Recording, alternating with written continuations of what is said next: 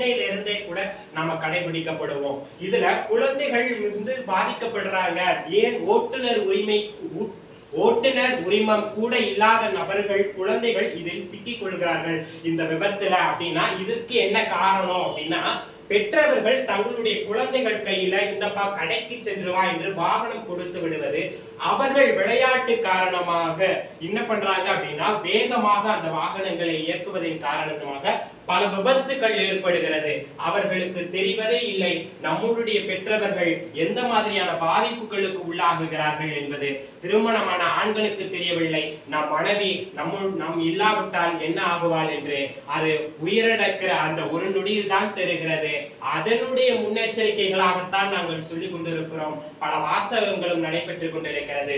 Police public connector அமைப்பின் மூலமாகவும் விழிப்புணர்வை ஏற்படுத்திக் கொண்டிருக்கிறோம்.